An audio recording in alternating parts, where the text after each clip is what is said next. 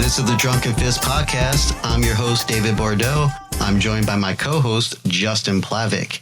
This podcast is made possible by the fans of the show. For more information, please visit drunkenfistpodcast.com/fans. And that, Justin, is how you do the intro. Hey, give me a break. I did it one time. Once I practice more, it'll be all right. Well, that's the problem. Just one time. Anyway. There'll be more, I'm sure. Yes. Just like many beers. Speaking of more, I'm drinking a Brewdog Jet Black Heart. And for those listeners who have been following us for a little while, know that I've consumed this one before. For those listeners who do not know, it is it is an oatmeal milk stout with natural vanilla flavor. And just straight out downright tasty. And at only 4.7% alcohol, something I can drink a lot of. Speaking of which, that's what I'm going to do now. Justin, are you drinking something today? I am, and actually going a little way off out of the ballpark today. I'm actually not drinking beer. Cool. I have water, which is weird for me because, I have wine, and I hate wine. Oh, wine. How'd you know? Wine. Well, I said water, but thank you for... I thought you said wine. No. Maybe I should turn your volume up a little later then. Yeah, this is a Bold Vine brand, and it's a Cabernet Filet Mignon. Oh, what? I'm just kidding. Cabernet Sauvignon. Ah, Cab Sav, huh? Are you a Cab Sav? Are you a Cab Sav? Are you a Cab? Oh, man. Cab Filet Mignon guy? I love Filet Mignon. Are you a Filet Mignon from the Cabernet region? Yeah, if I could ever afford it, I could eat it more. Are you a Cab Sav fan? You know what? Like, I don't like wine to begin with, but I like red bitter wine. Right. You don't mean bitter. You mean wines with strong tannins. Sure. I'm not big on tanning, but okay. Oh, my gosh. I don't know anything about wine. I'm a beer guy. Well, it looks like I'm going to have to switch over from drinking beer to drinking wine for a while and giving you a crash course in its whatever. Gosh. I just grabbed the first thing out of the cabinet today. I was like, oh, there's my wife's wine. I'm going to finish it. Fair enough. Hopefully Karen won't be upset. She will. Great. I'll buy her more. Don't worry. So Karen, I'm sorry. I don't mean to make your husband steal your wine. Wait, I have to do the notes. Hold on. Yeah, do the notes. What? What? Yeah. Tastes like red wine. Yeah, that's exactly how you drink wine, Justin. I thought so. Oh, man. All right. So the tannins are quite tannins. Bitter. It's tannins. Yeah, that's what I said. Mm-hmm. Okay. All right, but anyway, it is delicious for red wine. Oh, man. After I almost drowned in it, we're okay. Yeah. So today's topic. What? You want me to do it? You seem a little flustered. What are? Oh, yeah. I know what we're talking about. We're talking awesome wine skill. I said I have an awesome wine skills going on right now. So top notch there. This topic was inspired partially by, I think it was like the last episode we did where we talked about music and martial arts. And this is, I guess you could kind of think of this as a branching off for some of what we were talking about. And today I was wanting to pick your brain on your thoughts on training martial arts at home, or how to train martial arts at home, or what you do. Because I'm actually kind of curious. Like, do you have equipment that you use at home to train? Because I know that there's some people who go hog wild and deck out their garage with equipment, or sometimes their backyard or back patio or whatever. So yeah, I mean, I'm just kind of curious, like, what do you do to train at home? Yeah, I mean, I'm a little jealous because my good buddy of mine, he has a whole room dedicated to just having as his gym. I mean, there's padding on the ground, there's a punching bag and everything. So I'm super jealous of that. But I'll talk about what I used to do because my living situation has changed and it doesn't really apply for the space. Mm-hmm. But I didn't have a room, but I had a corner. And one of the big things for me that I really hate living without currently, but I used to be the best thing for home training, is a Muk Young Jung, or in Chinese, that is wooden dummy man. Yep. Used heavily in Shaolin Kung Fu or Wing Chun Kung Fu or all other kinds of Kung Fu as well. But those are just the ones that are heavily noted during that time. So this thing is just a big wooden post with 3 arms sticking out of it and a leg. And the idea is that's your training partner. Right. I know when you want to go home and work out on some stuff, it's not always possible to have a partner.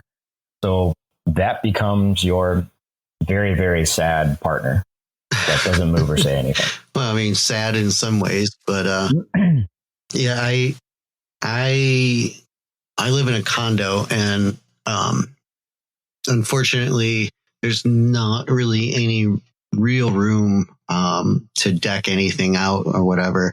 Out on my back patio, though, as opposed to, I guess, my front patio. I don't have a front patio. Out on my patio, I have a bob out there.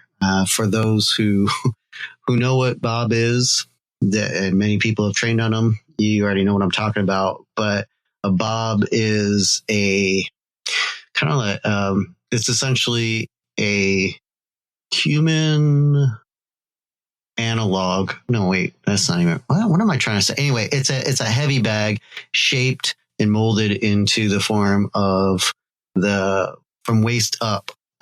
It's a body opponent bag by Century Martial Arts Supply, and I have Bob out there, and I use Bob to pretty much train with. Now, the one thing about the body opponent bag or Bob is they molded him without arms. So unlike the wooden dummy, you don't really have the opportunity to train, like arm traps or blocks or whatever. Although I think Century pretty recently or not too long ago made like this vest kind of thing that you could put over a Bob that has these arms. I have not looked into that, nor have I obviously purchased it. But what I do to kind of simulate arms for Bob is I have exercise bands that I've tied around his torso and have cut in the relative length of arms. And these pretty much kind of droop down. And unfortunately, I wish I had a way to better illustrate this other than through words. But for his arms, the exercise bands hang down, and I will pick them up and manipulate them with my arms, working different traps, entrances and exits of techniques and that, which is kind of nice. Also, because of the fact that there is some resistance to it, because it's a stretchy exercise band, there are certain techniques that I can do that I wouldn't be able to do with a partner without harming him or her. So that's pretty much like what I do that would be kind of similar to what you used to do with your training dummy. Right. Excuse me. And that wine really hit my throat. It's all your tanning that you're over there doing. Yeah, it tastes like vinegar at this point. Anyway, I thought you did a good job painting that picture, though. So I just had a quick question. When you have to hold the bands, I mean, that's a little bit of strength training too. So like if you're doing a trap like near the armpit or something, like you have to hold that paper thin band, right? Well, it's not paper thin. The bands that I use are about they're tubes. They're not like the flat elastic that I actually used a flat elastic with my clients for resistance training and that. But these are actually tubes, and they are about, I think, like a 1/4 inch outer diameter. And on Bob, I've to anyway, I'm not going to get into it, but anyway, yes. I mean, they are relatively thin, so they don't as nicely simulate the grabbing of an arm at the same time, much like what you were saying. If you're doing certain types of traps, you need to pull against or to pull the body, and working with that elastic band or tube, does provide some resistance training even within working the martial arts. Okay, cool. I just wanted to see if I could visualize it a little bit better, but that's cool. I like what you mentioned to adapting Bob, because you're right. Bob is an armless person. I think I know which Century equipment you're talking about. It's the tan guy. Yep. He's got like a comb over, or not tan, but yeah. I mean, it's actually more like kind of like a butch haircut. Oh, okay. Kind of deal. So they redid Bob's haircut then. Maybe I'm just maybe I need to look at Bob's hair better with that, or we need to brush up on our hairstyle descriptions. History of Bob. Anyway, I like how you adapted him though, because on the wooden dummy, there are times that I'm not training to basically break my knuckles. I don't want to hit wood as hard as I can all the time, especially because I haven't done my palm training in a very long time to strengthen my hand. So I will at times go ahead and put a boxing pad right on where the head should be on the wooden dummy, and I tie it with an obi, a white belt, and it stays on there pretty well. So I'm able to still do everything I want to do on the wooden dummy, but I'm able to hit it with a lot more fuller speed without breaking my hand. Well, that kind of sounds like what some people do with their makiwara. Yep. Do you know what a makiwara? Okay, cool. Yeah, I was actually going to bring that up, but I'm glad you did. Sweet. I know a few people that have the luxury of having a makiwara, which for those who don't know, it happens to be about a 7 foot long post. I mean, it's not really a post, but it's kind of like anyway, like a 2x4 almost. It's like a 2x4, but the thing is at the bottom where it's sunk into the ground, it's quite thicker, and then it tapers up to the top, pretty much near the striking area, which is about as thick as a 2x4. Some are a little bit thicker, some are about the thickness of a 2x4. But makiwara, some say, are traditionally wrapped in hemp rope, and that's the striking area. So you're not striking just the bare wood, but you're striking the rope. There's a couple thoughts as to why the rope. Some say that it kind of softens the blow. Others say that the rope itself kind of toughens up the knuckles. Either way, the point being is that the wood itself is covered, but there are others who use like actual pad, kind of like the flooring pad that some people have in their dojang gyms, and that they'll either tape it or somehow affix it to the wood, so that way they're punching relatively hard or punching hard, but yet they're still, the blow is somewhat softened by a floor pad. Or I've even seen some people do it so that they can kick with it, but have some sort of padding on there. Unfortunately, I don't have a makiwara. I don't have the luxury of planting a post into my backyard because, well, I live in a condo, so it's not my backyard. But what I do to kind of simulate a makiwara or even punch in a wooden dummy is I'll take Bob and I'll remove the Bob portion, which then just gives you a large base, and then that I fill it with sand because I leave mine outside and I don't want it to get all gross and algae filled and whatever. So I have sand. So it's heavy. But then I take that center post. Century has recently decided that, hey, this is a good idea. So they now, I think, sell rope that you can wrap around the top of the post, much like what I do. I don't wrap rope around the post, and the post is just plastic. So, I mean, there is still quite a bit more give in the plastic post rather than say what a wooden dummy or a makiwara will give. But I don't recommend paracord if you're going to wrap it. well, I don't do a paracord, but why not paracord? Paracord, it seems too plasticky and nylon, and when you do it really tight and get that nice layers on there, it becomes really hard. I mean, like a lot of people will wrap their knives in paracord, their knife handles, to get that firm grip. So it's still pretty much like you're crashing into like a hard plastic. Well, that's pretty much what I do. Is I generally just punch the plastic. Rarely, I'll do it from time to time. I will put a kicking target on the post. I secure it with an old white belt as well, and I'll use that. But really, if I want something that soft, I'll just keep Bob on there because Bob is a little bit denser than that target, than the kicking target. But sometimes it's just nicer to have a smaller area to focus on, and to just strike. But yeah, like I said, you want that accuracy. Yeah. And I mean, there are times too, though, that you'll want a wider area, but restrict yourself just to one point, because that wider area will kind of give you like that false sense of, hey, I can be a little bit off and still be good. But it really works the discipline when you do have a larger target to focus only on one area and work on that. But yeah, so I mean, go ahead.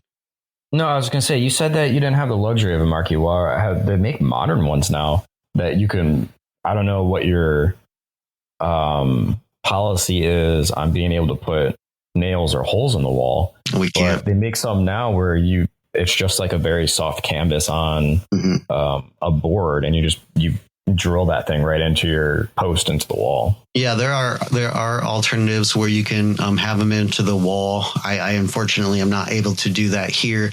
There's also some where if you don't have the ability to put it in, to sink a post into your ground, if you have the luxury of also, like, let's say if you have a patio or a basement with a cement floor, they have these metal holders, I guess, that you can drill into the concrete to secure it. Some people will also take those same holders, those metal holders, and secure it to plywood and make like a little plywood platform.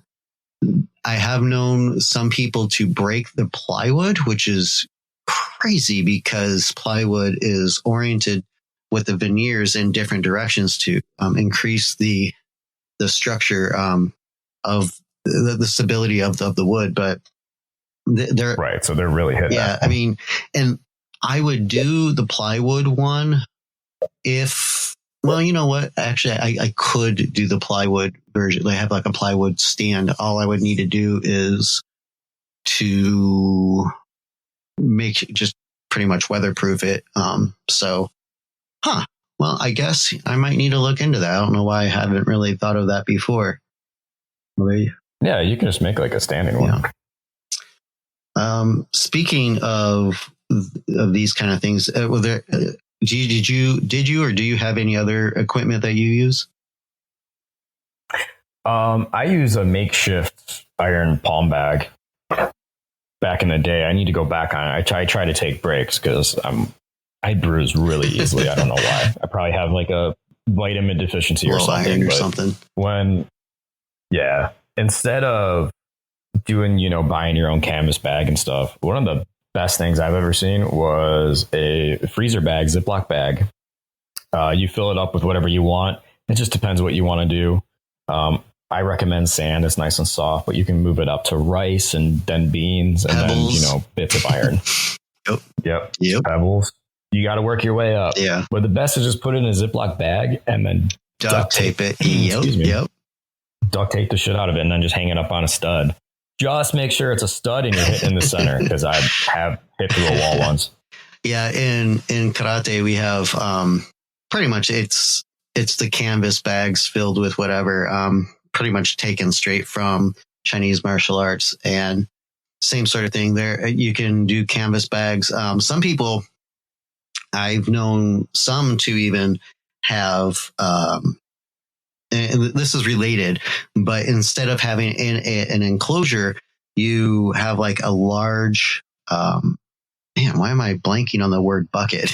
You have a large bucket or large enough that you can definitely get your hand in there without striking the sides, but you fill it halfway with, whatever it is, be it sand, rice, small pebbles. Some will even do BBs, or if not BBs, like lead shot.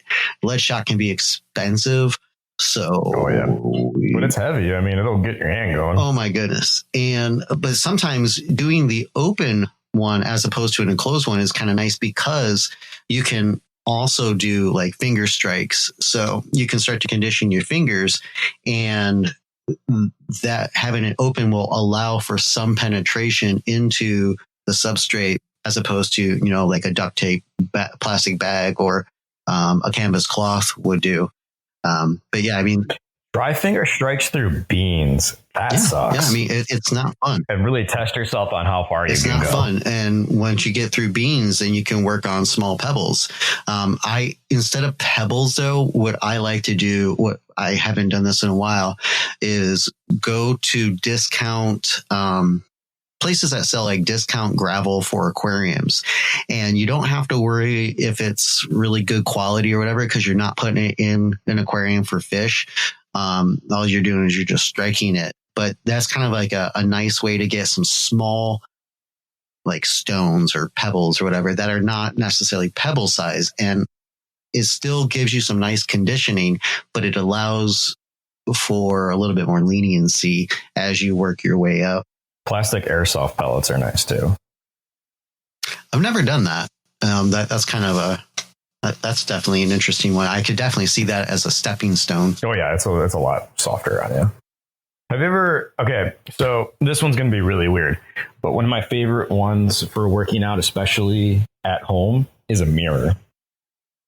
Yes, mirrors are amazing. You're able, if you have that ability, you're able to check your mistakes pretty easily in a mirror. Yeah. Do you do a mirror?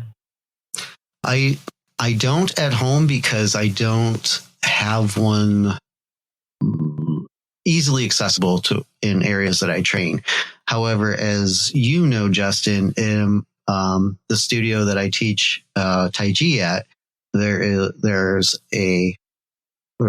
just a whole one wall is just covered, with a mirror. Yeah, that's very and I particularly appreciate that, because like you said, it does give you the ability to check your posture, or, other visual aesthetics that you would not be able to necessarily, know on your own or necessarily feel. And I'll definitely use that with my students. Now, I know that's kind of getting away with from home training, but this is something that I have recommended for some of my students, because there's some of them have a tendency, like when they reach out or their arms are out, fairly extended in Tai Chi, they'll sometimes lean forward, and I'll make references to keeping your posture upright, and they feel as though they are, but I'll give them the visual cue to look at themselves, and then they'll see it, and then they'll kind of straighten up, and then I'll make those recommendations. Like, if you have the ability to practice in front of a mirror, even if it's just something small. And like, for example, the only places that we have mirrors are in our two bathrooms. So, I mean, on occasion, I will stand in the bathroom. There's really no room to really do anything. I will do certain techniques or certain movements just to check angle or posture. But I don't do it as much. But I definitely have recommended to my students, if they have that ability to utilize a mirror when training at home, because that will kind of be their way of being me, if you will. They can check on the way that they're positioned. Do you use a mirror? Yes. I'm actually lucky enough. My roommates have the kind of like the concept in your gym. There's an entire wall that's just a giant mirror. Nice. So it's so nice. I'm able to just be able to not only watch TV, but like go back and forth from working out in front of that. So just to make sure like everything's in line and whatever I need done. The thing too is crazy when you're bringing up the stuff from your gym. Really quick, I saw Sensei Livergood. For those of you that know Sensei Livergood, he's one of my good friends, teacher, awesome martial artist. I've seen him and suggest, but I've seen him stick a broomstick and tie it to somebody to fix their posture. Yeah. And you can do that at home. It sounds stupid and it sounds crazy, but it actually works. It will align your back. Yeah. You'll have a tripod coming out of you, but Yeah, if you take a small Joe, and for those who are not familiar, well, I guess small Joe is kind of redundant, but if you take a Joe, for those who are not familiar with Japanese martial arts, a Joe is about a 3-foot staff or stick. Some are shorter, depending on your style.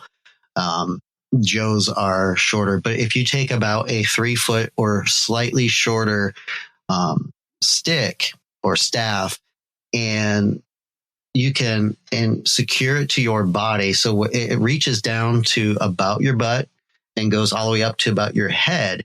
If you could secure that, you can do it like with old belts, martial arts belts, or sashes, or really whatever.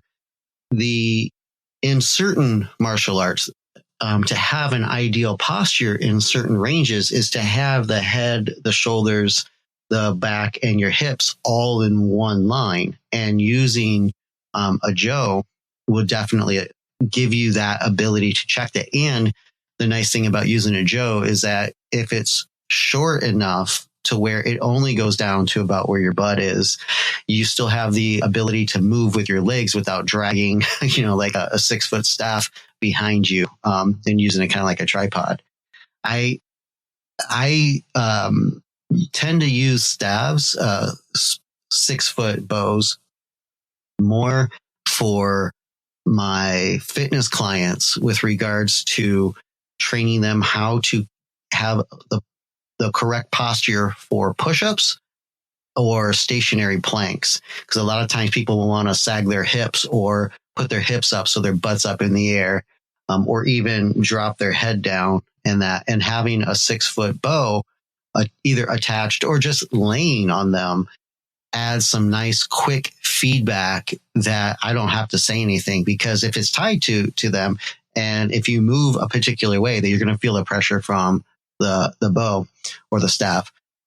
If it's not tied to you, like for example, if you're in a push-up position or even a plank position and it's not tied to you, but it's just laying down the length of your spine, if you dip in a particular area, you won't feel the staff anymore. Or if you raise a particular area, you'll feel the staff shift. So those are really great tools to use in training. I'm really glad you mentioned that. Yeah, I mean, I thought it was nuts seeing it, but it looked like it was pretty. It also helps too if the person is mindful of their training. When your pressure leaves that broomstick or that bow staff, you notice that, so you know that you got to straighten back up. Yeah. So it just depends like which way you're trying to bow your back, and that's the point. Like, don't bow your back out. Have you ever used a tennis ball on an elastic band for striking practice? And I just thought of that because you said you were talking about being mindful, and the idea of having like that sort of immediate feedback reminded me of a tennis ball on an elastic string. Have you ever used one before for striking purposes? Are you just trying to picture it in my head? Are you talking about like hanging it up on the ceiling and you strike it like a bag kind of thing, or? You can do it like that.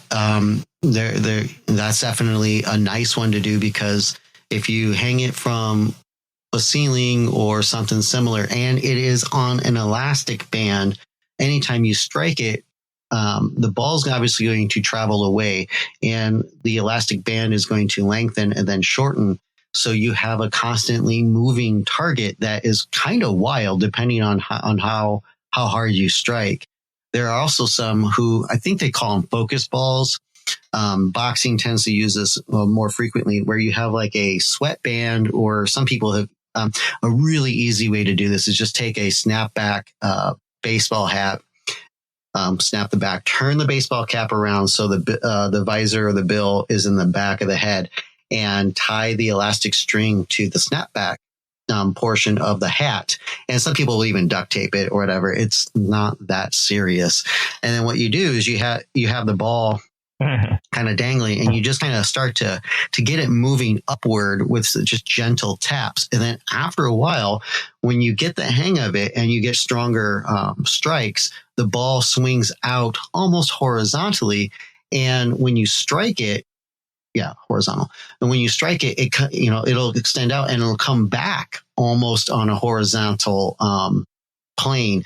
And you have that ability to kind of strike. And no matter where you move, the ball is always with you, as long as, of course, you're striking in the proper area in that. But I mean, unlike a ball hanging from the ceiling, I think they're called focus balls. But anyway, when you attach it to your hat or a sweatband or something like that, you can move around and work with your footwork in that. I mean, so that's what I'm talking about. Have you used something like that? Either on the head or hung from a place? I did the ones hanging from the ceiling. So that's like more work. You have more than just one though, usually. So every time you hit one, the idea is to dodge it.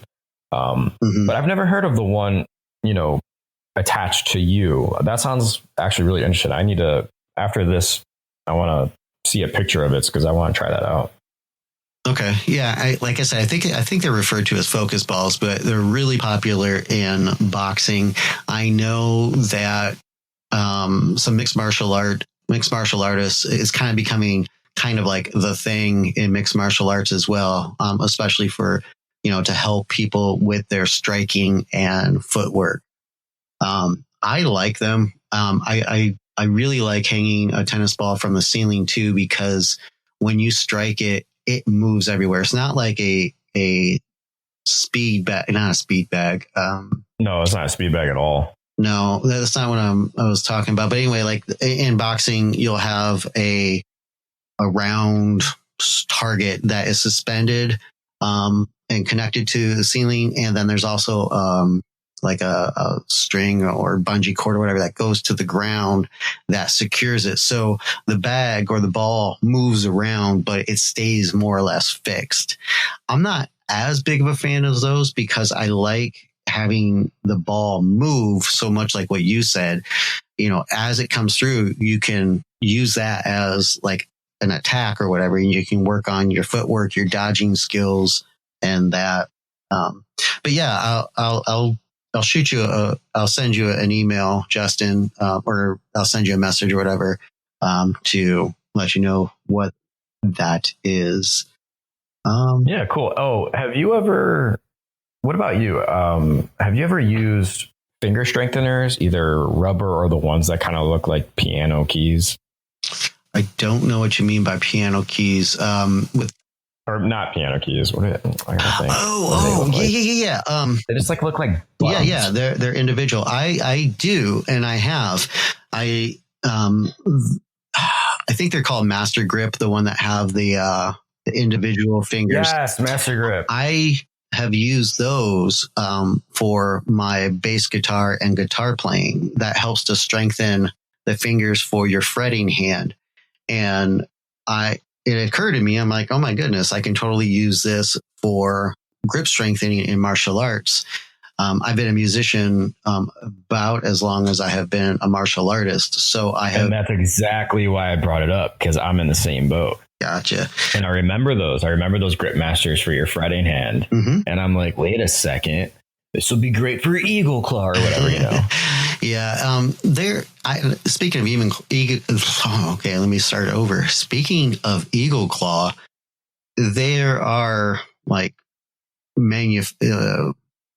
equipment manufacturers specifically for Eagle Claw stuff, which allows your fingers a greater range of motion with regards to, they can be all close together when you grip, or they can be kind of splayed out when they grip. Whereas like a Master Grip doesn't allow you to have that flexibility of reposition your fingers. But those are really nice, inexpensive things that you can use. I know there are some martial arts supply companies that sell that particular brand as well. But sometimes it's just cheaper to go to a used music store and pick some up for like a couple of bucks, because for whatever reason, people tend to get rid of them. I don't know if it's they use it and then they're like, oh, I'm not going to do this anymore or what. But those are really nice for grip strength. And I'll tell you, even outside of martial arts, grip strength is a very essential thing to have, just for general health and fitness. So the more that you can strengthen your grip, it actually helps other aspects of movement and pretty much like everyday activities. The more that you strengthen your grip, the better you are at other activities. So yeah, that's definitely, I'm glad you asked about that, because that is one that is really important to work on, even if you are not in a martial art that deals with gripping, grappling, or something to that effect. Yeah, it's pretty important in Japanese jiu-jitsu. Also important is not only the idea of gripping, which is, bringing your fingers more or less to your palm, is the opposite training, to extend your fingers and your thumb. And unfortunately, I mean, there are a couple of special made exercises to do that, but what you can do is just get, like a rubber band, or even like a hair tie, if you happen to have hair ties or whatever, and lightly drape them on the outside of your fingers, like the side that your nails are on, but a little bit lower. And with your other hand, just kind of hold the rubber band or hair tie with one finger, kind of more or less securing it toward the palm of the hand that's being exercised, and just practice opening up your hand with that resistance. And it's kind of a challenge, because especially if you use a rubber band or a hair tie, it'll want to slip down your fingers as you extend. So you have to maintain control of that, which is also really good to activate the muscles, not only to strengthen the muscles, but it trains the motor, the muscle motor, to operate in a very particular way than if you were just to open up wide. So yeah, you could also put it all on the same hand too. You just put the loop around your thumb and then each finger. Yeah, you have that ability. The nice thing about using your other hand, even if you do loop it around your thumb as well, the nice thing of taking like a finger or two from the other hand and gripping the elastic band is you can add a little bit more resistance and a little bit more control with that as well. But you're absolutely right. You could totally use, your other thumb or your thumb on that same hand. Yeah. You can just keep looping it around depending on what you can adjust the tension pretty well. Yeah. I mean, or you can just completely cut off your circulation, and that's a totally different type of training. Well, don't do that. No, don't do that at all. Let's see here. I got nothing else on this one. I unfortunately, I do not have the space to have my own training gym or area or corner. And it sounds like you have had a downsize too. So I definitely have. Yeah, there are like a lot of things that you can train with, but like something that I've had people ask before is, should I train at home? I'm like, yes, absolutely. Yes, absolutely. So hopefully, this episode will give you some ideas. If you don't already have some training equipment at home, some ways that you can train. But definitely, even if you don't have equipment, do what you can to train at home, because and weapons, just practice outside. Yeah. Don't practice in your house. I have messed up so many roofs. Yeah, definitely. But definitely train at home. If for nothing else other than to get better at your martial art, training in different environments helps to set you up for success if you ever need to use your martial art in a self-defense situation. There's been a couple studies that have shown if you only study and this was for academic things, but let's say you're studying for an exam that comes up, but you only study in the library where it's quiet, there's nobody else around or whatever, but yet you have to take an exam in a busy not study hall, but like a busy lecture hall, 300 people. And even though nobody's talking during the exam, whatever, you hear the chairs move, the pencils. Oh, it's quite loud. Yeah. And if you're not training or studying in an environment like that, your performance is definitely going to be altered. So you should train in different environments because you may never know when or where or how you're going to need to use your martial arts skill. So if you do train at home, you are setting yourself up for greater success than only training at the studio or gym or wherever it is that you practice. Don't just practice at the gym. Anything that you can practice on your own or even adapt to practicing on your own, do it. Yeah. And if you do have any questions, ask your instructor. But if not, and I know some instructors are just really, crazy about, you should only train here. You should only train under. If you guys have any questions or want some tips, tricks, or hints, shoot us an email. You can send it to fans@drunkenfistpodcast.com, or you can shoot us, excuse me. Yeah. You can shoot us a message on Twitter, Facebook, Instagram. Our handle is @drunkenfistpod. That's POD @drunkenfistpod. Shoot us a message. We'll be more than happy to help you out in any way that we can with training at home or giving you some ideas. I mean, there are a lot of things that we could have covered, but we just don't have the time. So. Oh yeah. We live a busy life, but even that, I want to hear your questions. So if you have questions, please let me know. I will do my best to answer it. Absolutely. I think that's it, man. All right. I mean, yeah, I think that's all for this episode of the Drunken Fist Podcast. Show notes will be available at drunkenfistpodcast.com. Be sure to subscribe to the show on Spotify, Stitcher, iHeartRadio, and even Apple Podcasts. What kind of radio? iHeartRadio. iHeartRadio too. Not really. I can't stand listening to the radio, but we are. Oh, wine has more alcohol than beer. iHeartRadio.